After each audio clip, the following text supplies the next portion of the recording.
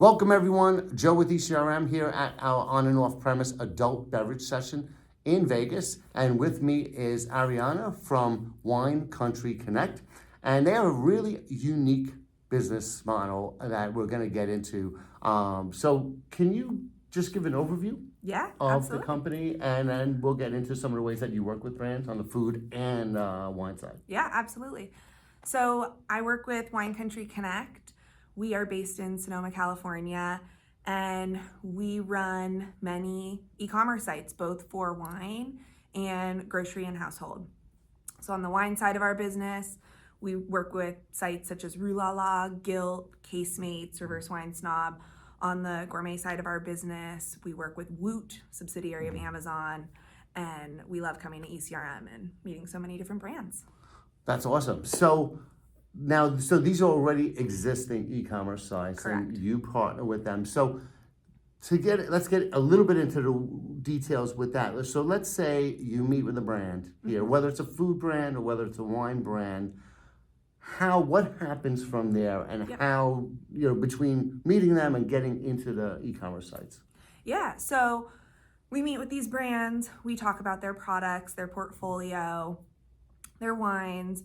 We work with brands that have opportunity buys. They're a little long on a specific vintage. They want to market to a specific audience, that sort of thing. We have many different avenues. Depending on the brand's goals, we then place their wines on corresponding sites, food on corresponding sites, and sell directly to customers from there. Gotcha. Are there particular types of wines and foods that you look for? So for the most part, sky's the limit. We have a site for almost any wine. We work with, your entry level $10, $20 cabs, Bordeaux's. We work with high-end champagnes, Napa cabs. Same thing on the food side of things. We work with anywhere from sauces to salamis to butter cakes to anything that is a consumable. Okay, and once you decide to work with somebody, what happens from that point? Like, how do you decide which D2C site they're gonna be on? Or maybe there's multiple sites, and then what happens from there? Is it, if someone places an order on their site, do you warehouse stuff yourself? Do they handle it? How does that work? So it works also a couple different ways.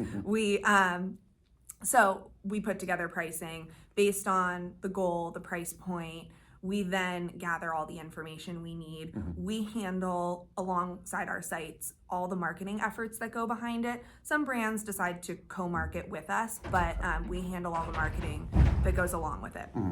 And then from there, in terms of warehousing, sometimes we have brands do drop ship for us. On the wine side of things, we pretty much handle all the fulfillment.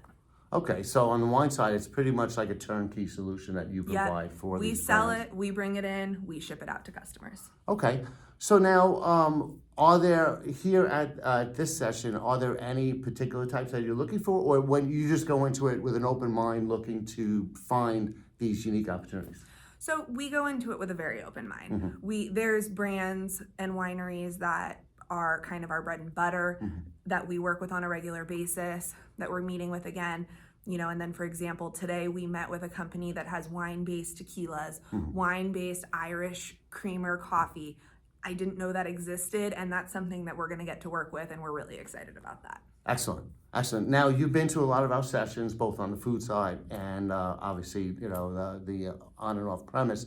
What are some of the successes that you've had? I know you pick up a lot from these sessions. Yeah, so we've had so much success from the ECRM sessions. We were doing some math the other day and calculating. We must have worked with maybe 60% 70% even of the brands we spoke with at different ECRM, from the adult beverage in San Diego to the snacks and coffee session that we did in Jacksonville earlier this year. So many brands. The nice thing about meeting these brands is sometimes now is not a good time to work together, but we will then 5, 6, a year down the road, work with them. So Okay, well, that's something it's a long-term partnership that we're building at these and that's something we conferences. always tell Yeah. brands. It's like, you're going into this, you're not going to get something in a month. Yeah. You know, if it were, You might with us. You might. You can. It does happen, but not often. Yeah. If it's brick and mortar, sometimes you're talking months Yeah. to a year or more. In your situation, it's so you can do a faster turnaround. Exactly. But if they go in, they can't expect and then you want to build that relationship long term. Absolutely. Excellent. Last question for brands that you're going to be meeting with. What is maybe one or two things that they should be prepared to talk about? Brands should be prepared to talk about what consumers.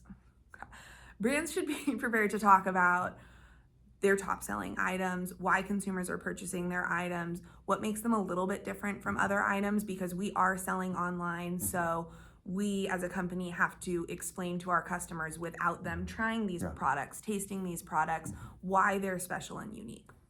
And then at the same time, we also need to discuss logistics. We need to discuss pricing. I'm pretty straightforward with, this is the price we're looking for, these are the margins, can we make this work, can we not? So I come to these sessions ready to have even those conversations in our short time together. Excellent. Well, glad to hear that you're finding a lot of great brands Yeah. at our sessions, and thank you very much for joining us. Yeah, thank you for having us.